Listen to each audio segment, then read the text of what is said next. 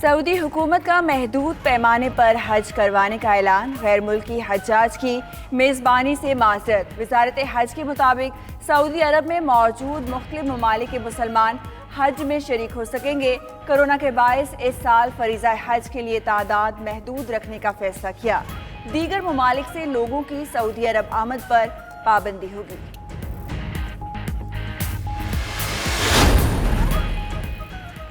سعودی عرب نے پاکستان کو حج سے متعلق فیصلے سے باضابطہ آگاہ کر دیا۔ سعودی وزارت حج کا وزیر مذہبی امور پیر نور الحق قادری سے ٹیلی فونک رابطہ، فیصلے سے آگاہ کیا۔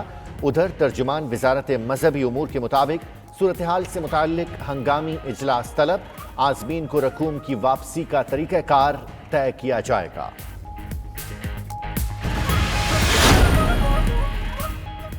وفاقی وزیر فواد چودھری اپنی حکومت کے خلاف ہی پھٹ پڑے۔ امریکی ٹی وی کو انٹرویو میں کہا کہ لوگوں کی توقعات زیادہ تھیں، پی ٹی آئی حکومت نے کوتاہیاں کی۔ پاکستان تحریک انصاف کے اندرونی جھگڑوں نے پارٹی اور حکومت دونوں کو نقصان پہنچایا۔ جہانگیر ترین، اسد عمر اور شاہ محمود کے آپس میں جھگڑوں کے باعث سیاسی کلاس سارے کھیل سے باہر ہو گئی۔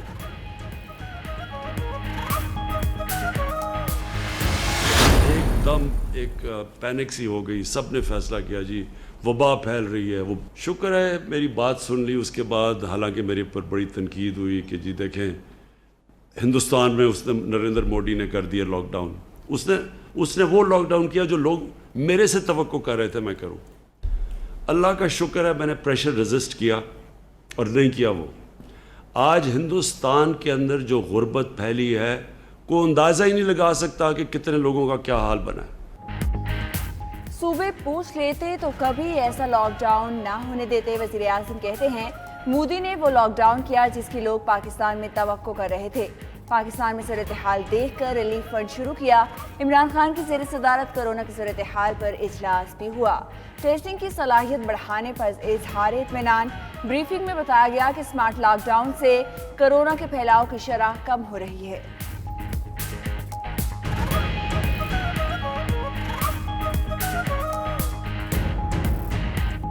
لاہور کے مزید 8 علاقوں میں سخت لاک ڈاؤن نافذ۔ گلبرگ، ماڈل ٹاؤن، ڈیفنس، گلشن راوی، فیصل ٹاؤن، گارڈن ٹاؤن اور اندرون شہر کو مکمل بند کر دیا گیا۔ پشاور میں حیات آباد، فیز 7 اور مندی حسن خیل میں بھی اسمارٹ لاک ڈاؤن۔ اسلام آباد میں بھی مزید کئی علاقے سیل کرنے کا فیصلہ۔ سیکٹر G6-1, 2, G10-4, G7-2 اور غوری ٹاؤن شامل تمام علاقوں کو 24 جون شام 7 بجے سے سیل کر دیا جائے۔ سندھ میں انٹر سٹی ٹرانسپورٹ کی 24 جون سے بحالی کا امکان۔ ٹرانسپورٹرز کا SOPs پر عمل کرانے کا اعلان۔ بین الاضلاعی بسوں میں نصف نشستیں خالی رکھی جائیں گی۔ بس ڈپو پر سینیٹائزرز، ماسک اور دیگر احتیاطی تدابیر کے لیے انتظامات ہوں گے۔ سیکرٹری ٹرانسپورٹ آج سے بس ڈپوز پر SOPs پر عمل کا جائزہ لیں گے۔ بین الصوبائی ٹرانسپورٹ پر پابندی برقرار رہے گی۔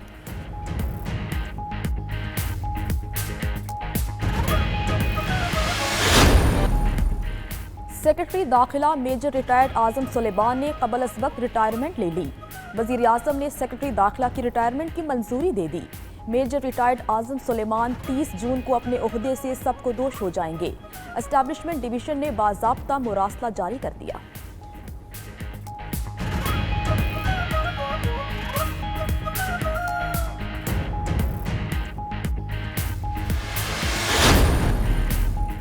جسٹس فائز عیسیٰ کیس میں حکومت جیت گئی۔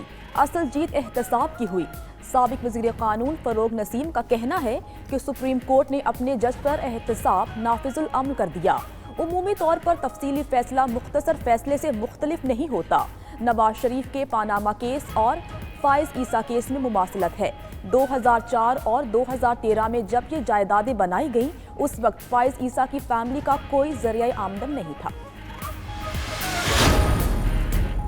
حفیظ شیخ کی زیر صدارت ECC کا اجلاس، نجی شعبے کو گندم کی درآمد کی اجازت۔ پنجاب حکومت آئندہ 2 ماہ میں صوبے کی فلور ملز کو 9 لاکھ ٹن گندم فراہم کرے گی۔ CTA کو میٹرو کی ادائیگیوں کی مد میں 2.5 ارب کی سپلیمنٹری گرانٹ کی منظوری۔ صحت کے لیے آکسیجن اور سلنڈرز پر ٹیکس چھوٹ دینے کی منظوری۔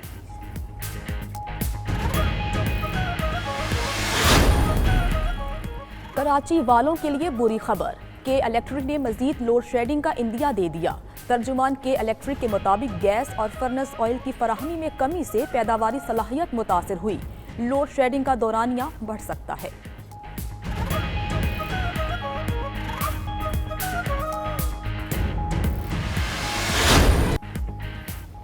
قومی کرکٹ ٹیم کو دورہ انگلینڈ پر روانگی سے قبل بڑا دھچکا۔ کئی کرکٹرز کے کورونا میں مبتلا ہونے کا انکشاف۔ راولپنڈی میں 5 میں سے 3 کھلاڑیوں کے ٹیسٹ مثبت آ گئے۔ شاداب خان، حارث رؤف اور حیدر علی شامل۔ ٹیسٹنگ سے قبل تینوں میں کورونا کی کوئی علامات نہیں تھی۔ دیگر شہروں سے بھی اسکواڈ کے باقی کھلاڑیوں اور سٹاف کی رپورٹس آنا باقی ہیں۔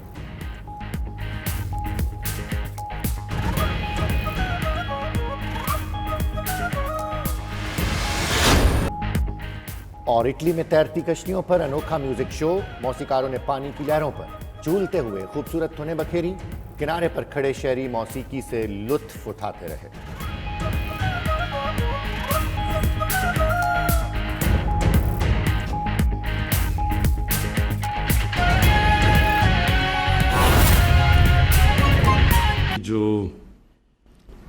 جو پاکستان کی قوم کا جو جذبہ ہے پیسہ دینے کا، شاید کوئی بھی نہیں اس کو پوری طرح سمجھتا جو میں سمجھتا ہوں، کیونکہ یہ میرے لیے بھی جب میں شروع ہوا پیسے اکٹھے کرنے، تو یہ میرے لیے بھی ایک بڑا ایک عجیب میری زندگی میں ایک تجربہ تھا کہ میں سوچ کچھ اور رہا تھا اور ہوا کچھ اور۔ سوچ یہ رہا تھا کہ میں پاکستان کے اس اسکول میں گیا جدھر سب سے امیر پاکستانی پڑھتے تھے، تو میں تو سمجھ رہا تھا کہ ادھر سے پیسہ میں اکٹھا کر لوں گا کیونکہ سارے امیر لوگ تھے، لیکن آخر میں پیسہ مجھے عام لوگوں نے دیا۔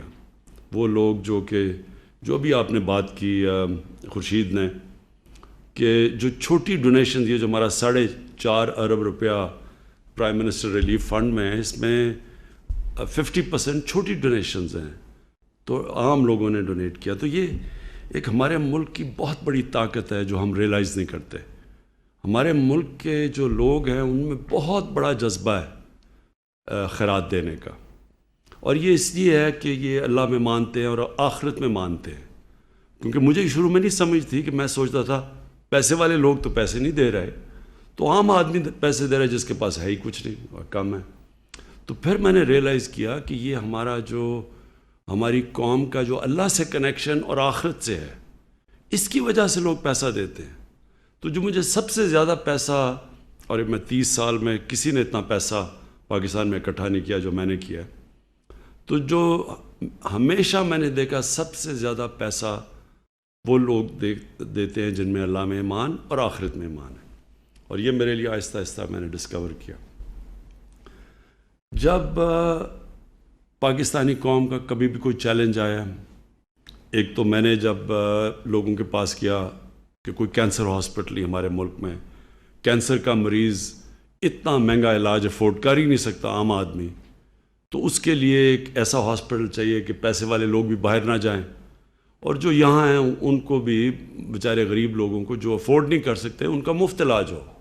بڑا چیلنج تھا، یہ کہیں بھی دنیا کے اندر یہ ایکسپیریمنٹ کامیاب نہیں ہو جو شوکت خانہ میں۔ لوگ ریئلائز نہیں کرتے کہ یہ ایک معجزہ ہے کہ کینسر ہاسپٹل جدھر سب سے مہنگا علاج ہے، وہاں 75% مریضوں کا مفت ہر سال علاج ہوتا ہے، اور وہ علاج ہوتا ہے جو کہ ڈیولپڈ ملکوں کے کینسر ہاسپٹلز وہ افورڈ نہیں کر سکتے کہ 75% مریضوں کا مفت کینسر کا علاج کرے۔ تو وہ اس لیے ہوتا ہے کہ انہی لوگوں نے کینسر ہاسپٹل بنایا، پاکستانیوں نے، اور یہی لوگ اس کو چلا رہے ہیں۔ اور جو ہاسپٹل 70 کروڑ روپے میں بنا تھا، آج اس کا خسارہ 75% کینسر کے مریضوں کا مفت علاج کرنے میں جو اس کا خسارہ ہے سالانہ، وہ 12 ارب روپیہ ہے، ہر سال علاج ہوتا ہے۔ اور وہ علاج ہوتا ہے جو کہ ڈیولپڈ ملکوں کے کینسر ہاسپٹلز وہ افورڈ نہیں کر سکتے کہ 75% مریضوں کا مفت کینسر کا علاج کرے۔ تو وہ اس لیے ہوتا ہے کہ انہی لوگوں نے کینسر ہاسپٹل بنایا، پاکستانیوں نے، اور یہی لوگ اس کو چلا رہے ہیں۔